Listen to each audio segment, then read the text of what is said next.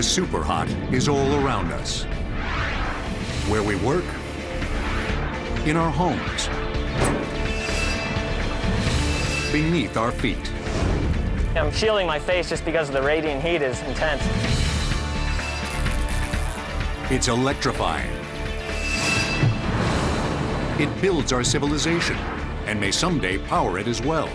The heat flux from the plasma, we get up to 600 million degrees Fahrenheit. We're cranking the thermostat way up.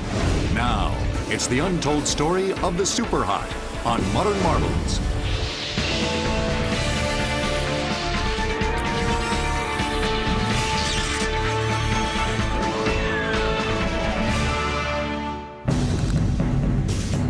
What should you wear to an oil fire? Maybe a pair of these.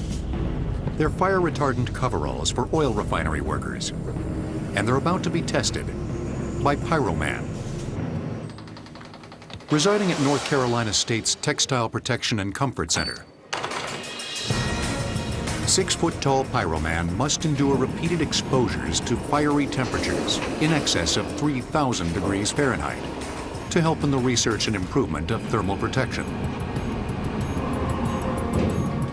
Pyroman is an instrumented mannequin test system that allows us to look at the response of thermally protective gear exposed to fire.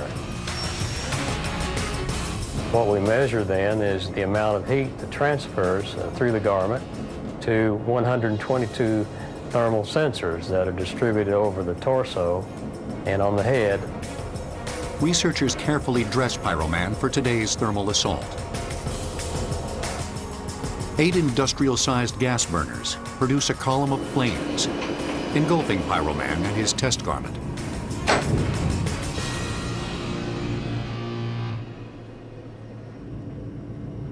When exposed to intense heat, some fabrics can shrink, discolor, or char. Researchers must look beyond the effects of the fire on the suit itself to understand the level of protection the garment provided. They rely on Pyroman's thermal sensors to help them predict the sort of body burn sustained by the intense heat. Pyroman survived, but suffered burns.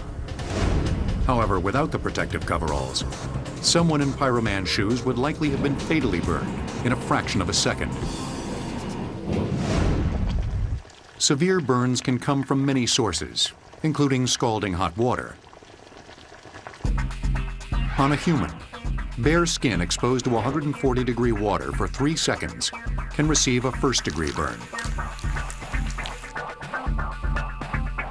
If exposed to 160 degrees for only 1 second, a deeper third-degree burn would likely occur, destroying all skin layers and causing nerve damage. While direct heat can burn us to the bone, excessive ambient temperatures can also destroy us. But that's a super hot that some runners take on every year, enduring Death Valley temperatures in excess of 120 degrees Fahrenheit during the 135-mile Badwater Ultra Marathon. To keep their bodies from overheating, the runners drink at least 6 gallons of cold fluids in a day and are regularly sprayed with water to help beat the heat. This is critical because a normal body core temperature of 98.6 degrees Fahrenheit, rising even 7 degrees, puts vital organs at risk. That's super hot for us, because if the body can't cool fast enough, death is likely. A crucial means of cooling? Sweat, our body's own thermal defense. Sweat is extremely important in terms of regulating your internal body temperature. If you cannot sweat or release the heat, basically your internal body starts to build up. The Textile Protection and Comfort Center tests sweat response down the hall from Pyroman. In a special heat and humidity controlled room, a man and a mannequin are getting hot under the collar. While the man gives them psychological and physiological feedback, the mannequin allows for a more controlled test and can be pushed to extremes that could kill a man. We can get kind of a real-time monitor of the amount of heat that's going to each of those sections, so we know how effective the clothing on each part of his body is doing.